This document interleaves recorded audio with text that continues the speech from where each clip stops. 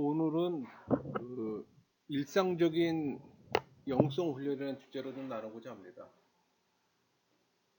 일상의 삶에서 영성 훈련이란 두 가지 측면에 초점을 맞춰야 합니다.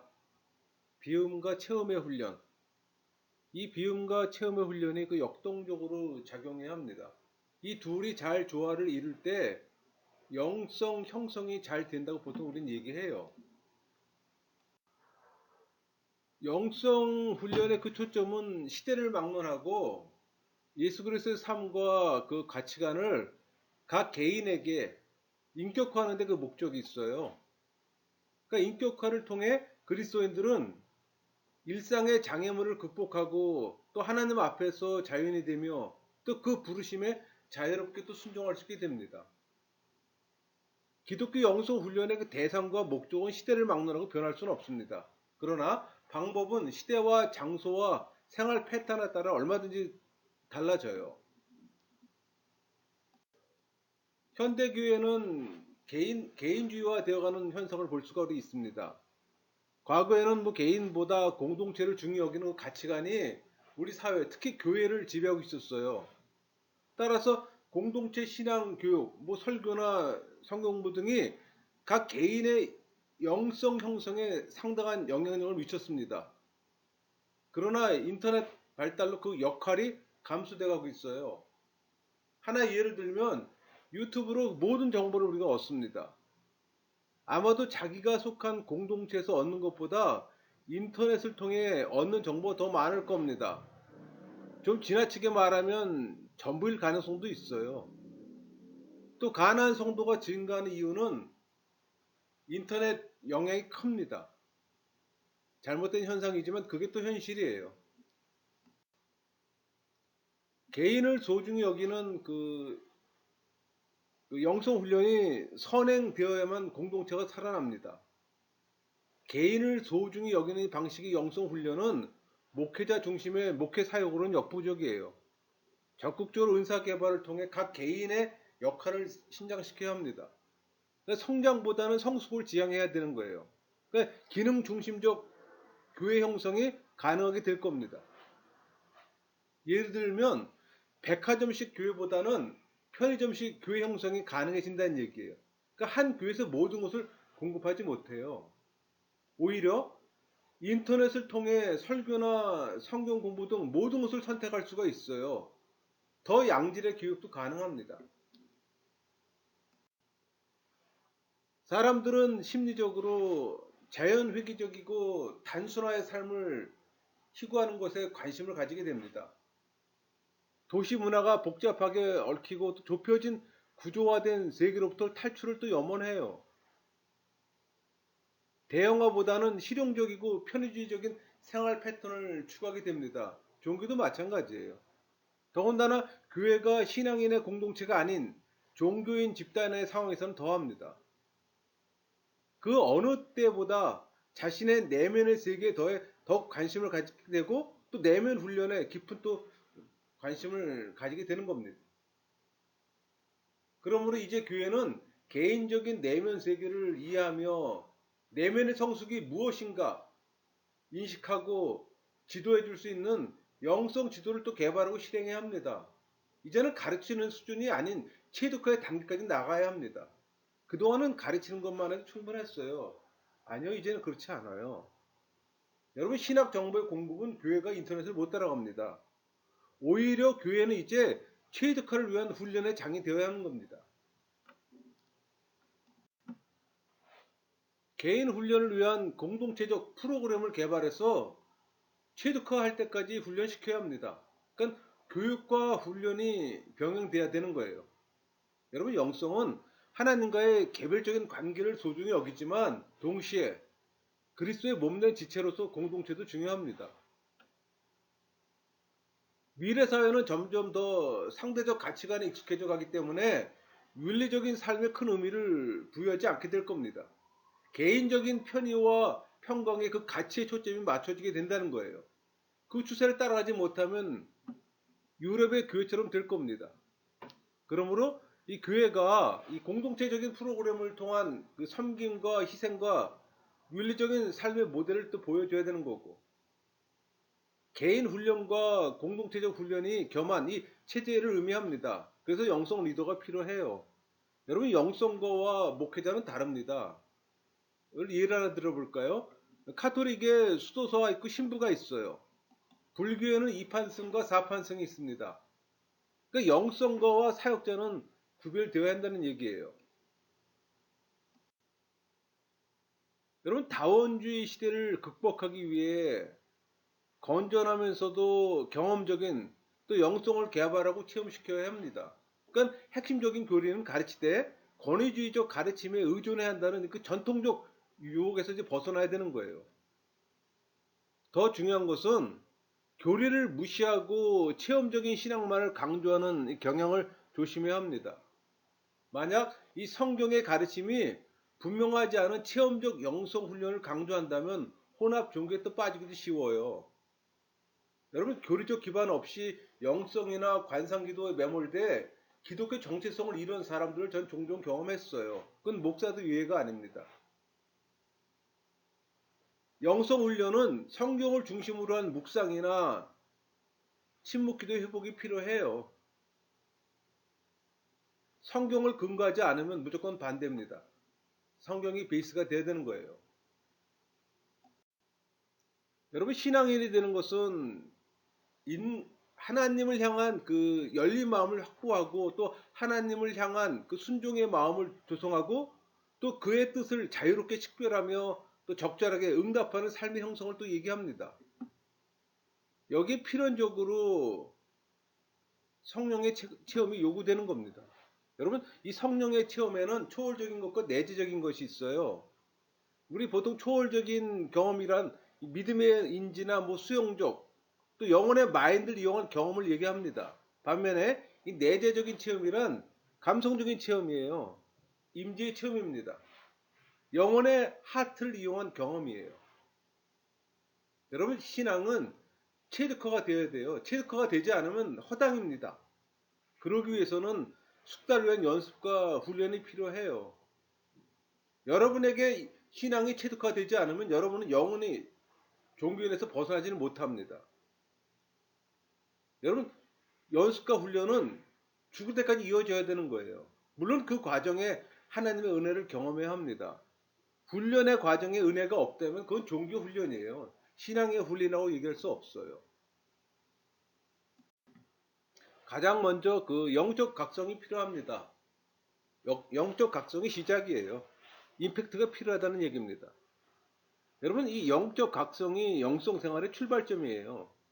오랜 잠으로부터 깨어나는 순간입니다. 그러니까 새로운 의미를 찾아서 눈이 열려지게 되는 거예요. 종교적인 가치로부터 탈피해서 신앙적인 가치를 추구해야 하는 겁니다. 말씀을 적극적으로 실천함으로써 성숙하고자 노력하고 또 신앙을 강화시켜야 되는 거예요. 좋은 습관을 얘기합니다. 선한 행위, 뭐 실천 여기까지 가야 되는 거예요. 하나님의 사랑과 은혜를 갈구하는 자세가 되는 겁니다. 예수님을 따르고 예수님의 모든 것을 본받기를 좋아하고 또 죄를 피하려고 은혜의 방패 속에 들어가야 하는 거예요. 여러분 누가복음 19장에서 우리 삭개오의 물질관에 대한 변화를 경험했습니다. 마태복음 19장에서도 부자 청년의 변화도 이 내적 각성을 보여주는 좋은 예가 됩니다. 여러분 각성의 길은 영혼의 문을 계속 열어놓고 기회를 찾는 거예요. 이 누가복음 19장 나온 거니까 한번 살짝 볼까요? 수평대칭 구조죠. 그러니까 구조 분석을 하면 A와 A-는 세리와 제인이 될 것이고 B와 B-는 삭개와 행동이 될 겁니다. C와 C-는 오늘 뭐 집이 되겠죠. 그러니까 이런 물질 간의 변화라든가 이 변화가 또 행동으로 변화돼야 되는 거예요. 생각의 변화로 끝나는 것이 아니라 그러나 생각의 변화가 먼저 시작이죠. 생각의 변화가 없으면 행동의 변화가 나오지 않잖아요. 여러분 영성 훈련 과정으로 영혼의 정화가 필수입니다. 가장 필요해요. 그 정화의 과정에는 또 비움의 훈련이 또 필요하고 여러분 우리 예를 들어서 그 육체적 건강을 위해 적당한 운동을 통해 그 불필요한 지방을 몸에 제거하고 몸의 기능을 원활하게 하잖아요. 마찬가지로 영성 훈련이란 영혼의 운동이에요. 이 단계는 하나님 사랑의 빛에 그 직면하는 단계입니다. 그러니까 우리의 영혼이 불필요한 세속의 집착에 매여 있으면 하나님의 뜻을 헤아리고 순종할 수가 없습니다. 세속의 집착으로부터 벗어남으로 영혼의 자유함을 얻고 또 하나님의 부르심에 자유롭게 응답하도록 준비하는 것이 영성 훈련이에요. 매일의 삶에서 그 작업이 이루어져야 합니다. 지속적인 자기 반성과 절제의 훈련을 통해 온전함을 지켜가는 거예요. 우리 빌립보서 3장 7절부터 14절의 말씀이 그 말씀입니다. 우리 영혼에 있는 세속적 더러움을 깨끗하게 하는 겁니다. 죄를 피하는 거예요. 우리 한번 읽어볼까요? 그러나 무엇이든지 내게 유익하던 것을 내가 그리스도를 위하여 다 해로 여길 뿐더러 또한 모든 것을 해로 여김은 내 주 그리스도 예수를 아는 지식이 가장 고상하기 때문이라. 내가 그를 위하여 모든 것을 잃어버리고 배설물로 여김은 그리스도를 얻고 그 안에서 발견되려 함이니 내가 가진 의의는 율법에서 난 것이 아니요 오직 그리스도를 믿음으로 말미암는 것이니 곧 믿음으로 하나님께로부터 난 의라. 내가 그리스도와 그 부활의 권능과 그 고난의 참여함을 알고자 하여 그의 죽으심을 본받아 어떻게 해서든지 죽은 자 가운데서 부활에 이르려 하노니 내가 이미 얻었다함도 아니요 온전히 이루었다함도 아니라 오직 내가 그리스도 예수께 잡힌 바 된 그것을 잡으려고 달려가노라.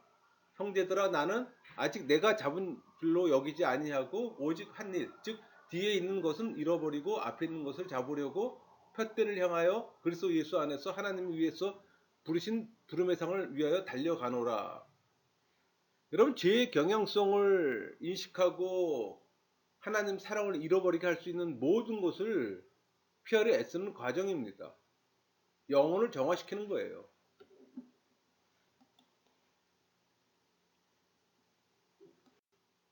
사도 바울이 우리 고린도 후서 12장에 나온 것처럼 예수님 가시를 좀 빼주세요. 이렇게 말했을 때 예수님께서 뭐라고 얘기했습니까? 내 은혜가 네게 족하다고 얘기했어요. 친절한 거절로 고통을 가지고 살라고 하셨어요. 고난이 제거되는 것만이 은혜를 뜻하지는 않습니다. 오히려 짊어지고 있는 아픔 때문에 교만해지지 않고 늘 주님을 의지하고 또 주님께서 은혜로 그가 실족하지 않도록 지켜주신다면 그것이 그 사람에게 더 영광스러운 일이 될 겁니다. 여러분, 교만은 죄입니다. 죄는 하나님의 뜻을 거스름으로 하나님과의 관계에서 상처를 입히거나 파괴하는 인격체예요. 항상 죄 인식이 필요합니다. 죄 인식으로부터 비로소 신앙적인 회심이 시작되는 거예요. 여러분, 온전함의 단계는 체험의 훈련에 해당합니다.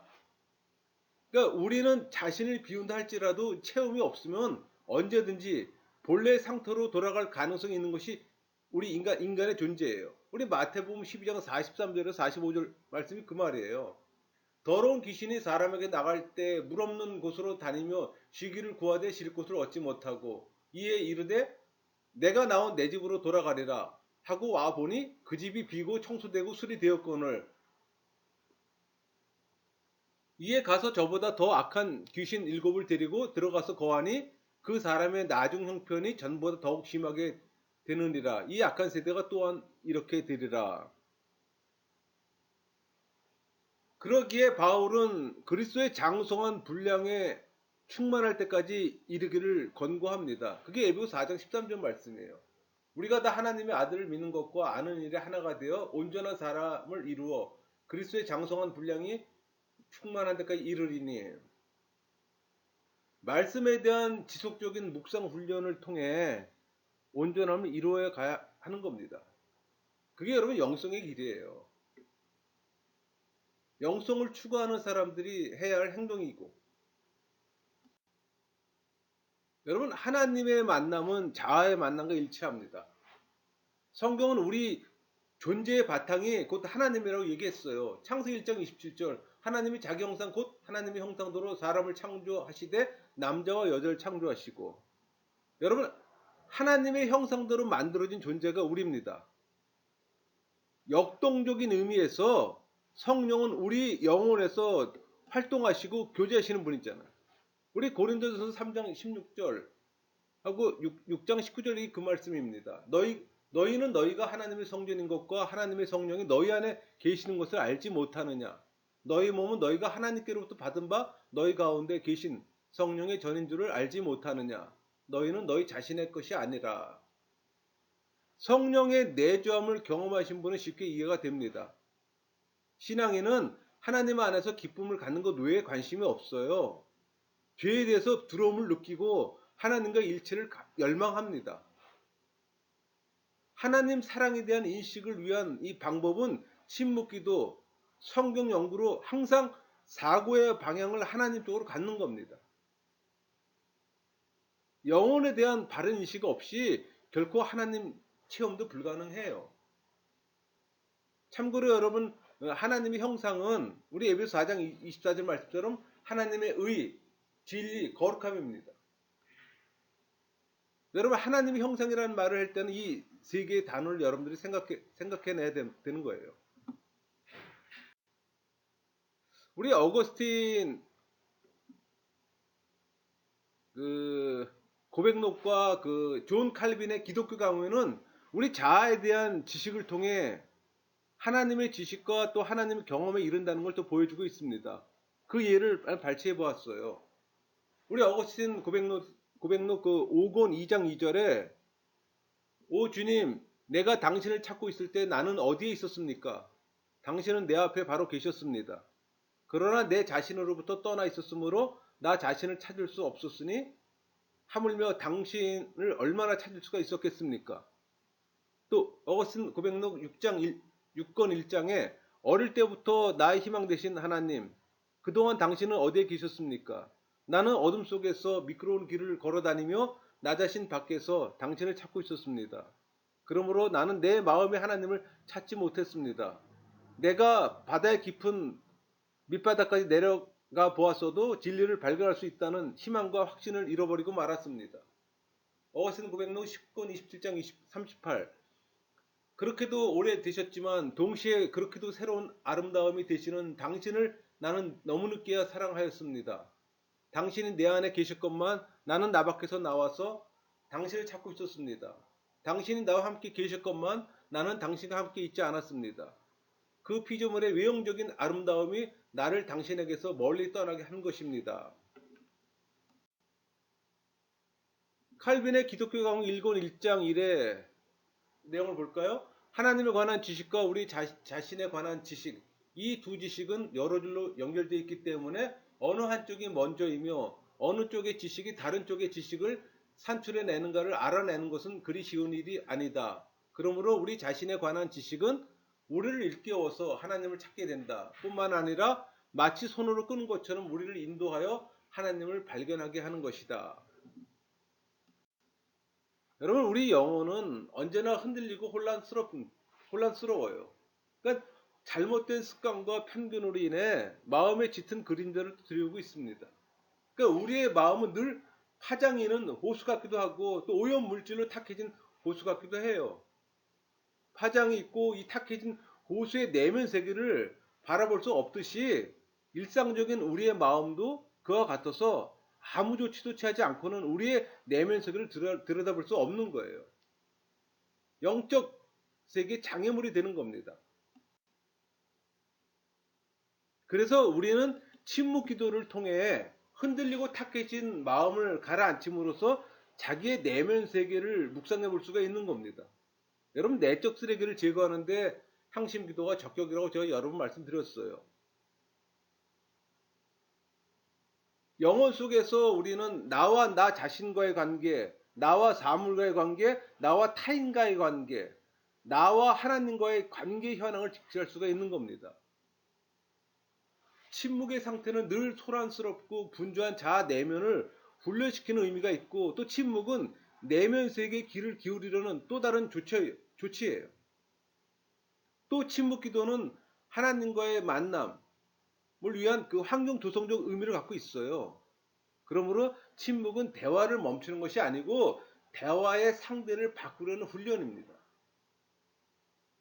여러분, 침묵 기도가 하나님 중심으로 하지만 때로는 자기 자신의 일을 반성하며 살피는 기능도 있어요. 물론 성령의 빛으로 언어나 표현, 행동이 하나님의 방향인지를 또 점검합니다. 하나님의 인식과 자기 인식이 필요해요. 자기를 인식하는 방법은 양심과 자기 의식을 수시로 살피는 겁니다. 그 방법의 하나가 이 선과 악을 구별하는 게 가장 쉬운 방법이에요. 그러니까 개인과 세속과의 관계를 보면 우리는 가면을 쓴 거짓 자아와 하나님 앞에서 진자와 사이에 범민하며 사는 존재예요. 그러니까 사회적으로 주어진 이 지위나 역할 등이 진자와 조화를 이루지 못할 때 위선자가 되고 죄를 범하게 되는 겁니다.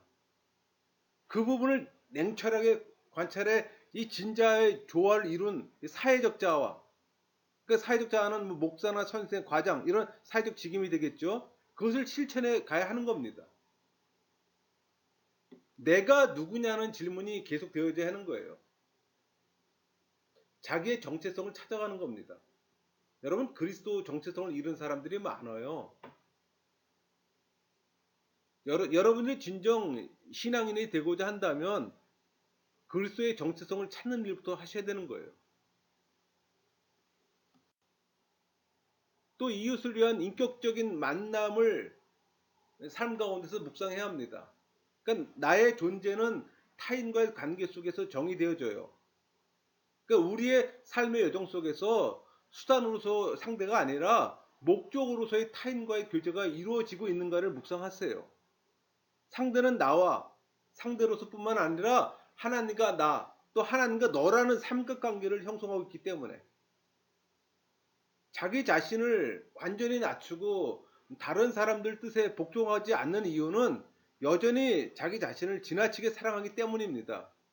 교만하다는 얘기예요. 늘 많이 갖기보다는 적게 갖는 것을 택하세요. 항상 가장 낮은 자리를 구하고 모든 사람 아래에 있고 또 하나님 뜻이 이루어지기를 바라고 기도하세요. 그런 자는 평화와 안식을 경험합니다. 유명한 사람 그늘 아래 들어가려고 하거나 또 많은 사람들을 친구로 삼고자 하거나 또 사람들의 호의를 얻으려고 애쓰지 마세요. 그런 것들에 시간과 힘을 쓰게 되면은 영성과는 상관없는 세속적인 일들입니다. 이 문제는 시간이 허락한다면 토마스 아 캠피스의 그리스도를 본받아라는 책을 한번 읽어보세요. 많은 도움을 줄 겁니다. 또 그 물질관에 대해 수시로 묵상하세요. 여러분, 물질을 소유 개념으로 생각한다면 그것은 지극히 세속적인 겁니다. 위탁의 개념으로 생각한다면 물질 생활 자체 역시 거룩한 거예요. 하나님에게 속한 겁니다. 물질 자체보다는 물질을 움직이는 하나님의 섭리를 생각하세요. 여러분, 이 재물은 소유의 개념으로 본다면 악해요. 반면에 사용의 관점으로 본다면 중립입니다. 우리 마태복음 19장의 이 부자 청년은 재물의 소유 개념이 그의 영적인 삶을 실패케 했어요. 우리 마태복음 19장 16절에서 22절 말씀이 부자 청년이 예수님을 만나 나눈 이야기잖아요. 그러니까 부자 청년이 재물을 분배 개념으로 이해했다면 그가 예수님의 제자가 되지 않았다 하더라도 적어도 실패하지는 않았을 겁니다. 교회 안의 상당수의 사람들은 이 재물을 소유의 개념으로 이해하고 있어요. 그래서 변화되지 않는 겁니다. 여러분, 변화되지 않으면 영성은 메아리일 뿐 아무 상관없어요. 여러분의 자아와 또 하나님의 관계를 수시로 묵상하세요. 하나님에 대한 습관적 이미지를 또 발견하세요. 그것이 바로 현재의 하나님과 여러분의 관계 상태를 보여주는 이해입니다. 그러나 자기의 관심도에 따라서 선호하는 이미지에 집착할 때 그 이미지 자체가 우상이 될 수 있어요. 그래서 우리는 자신이 집착하고 있는 이미지를 진단함으로써 보다 건전하고 또 풍요롭고 다양한 또 이미지를 또 개발해야 하는 겁니다. 여러분, 성경에 나타난 하나님에 대한 이미지를 수시로 묵상하세요. 예를 들어서 하나님을 암탉에다 비유한 그 마태복음 23장 37절, 예루살렘아 예루살렘아 선지자를 죽이고 네게 파송된 자를 돌로 치는 자여, 암탉이 그 새끼를 날개 아래 모음같이 내가 네 자녀를 모래한 일이 몇 번이더냐. 그러나 너희가 원하지 아니하였도다. 이사야에서도 하나님을 어머니로 이미지로 나타난 게 그 49장 15절이에요. 여인이 어찌 그 젖 먹는 자식을 잊겠으며 자기 태어서 난 아들을 긍휼히 여기지 않겠느냐. 그들은 혹시 잊을지라도 나는 너를 잊지 아니할 것이라. 또 이사야 66장 13절에 어머니가 자식을 위로함 같이 내가 너희를 위로할 것인즉 너희가 예루살렘에서 위로를 받으리니. 하나님에 대한 이미지를 이런 식으로 묵상하는 거예요. 때로는 암탉에 때로는 어머니에. 여러분, 이 시대 많은 종교인들은 영성을 필요로 하기보다는 물질적인 것을 필요로 합니다. 하지만 신앙인으로서 올바른 삶을 살아가기 위해서는 영성이 필요하다는 것은 부인할 수 없는 사실이에요. 여러분, 영성 훈련에는 부단한 연구와 노력이 필요해요. 그래서 상당수는 포기하고 시도조차 안 합니다. 왜? 종교인의 삶이 편하잖아요. 말씀과 묵상, 공동체와 봉사 하나라도 버릴 수 없는 이 영성 훈련의 세계로 가야 할 당위성에 지금 직면하고 있는 겁니다. 개인주의, 물질 우선의 이 비인간적인 사회 속에서 영성의 올바른 회복이 필요하고, 또 그것을 교회가 감당하기 위해서는 균형 잡힌 영성 훈련의 프로그램 개발에 또 적극적인 관심을 가져야 할 위기에 또 직면하고 있어요. 이 기독교 영성의 실체는 인간성 개발과 인간의 능력을 고양시키는 수련이 아니에요. 하나님과 일상의 사귐을 통해 잃었던 하나님과의 관계성 회복, 잃었던 이웃과의 관계성 회복이라고 볼 수가 있습니다. 그러니까 그리스도 안에서 이런 관계성 회복이 이루어질 때 그 속에서 하나님 나라를 볼 수가 있을 것이고, 또 현대 문명 속에서도 임재하시는 하나님의 모습을 또 볼 수가 있는 겁니다. 지금 우리가 할 수 있는 일에 관심을 쏟아야 하는 겁니다. 우리가 시작할 때 하나님이 역사하시기 때문에, 영성이 여러분의 일상적인 용어로 사용될 때까지 훈련에 참가하시고 또 그 지속성을 이어가세요. 그럼 여러분들은 하나님과 깊은 관계 안에 들어갈 것이고, 그 친밀함은 유지가 될 겁니다. 마치겠습니다.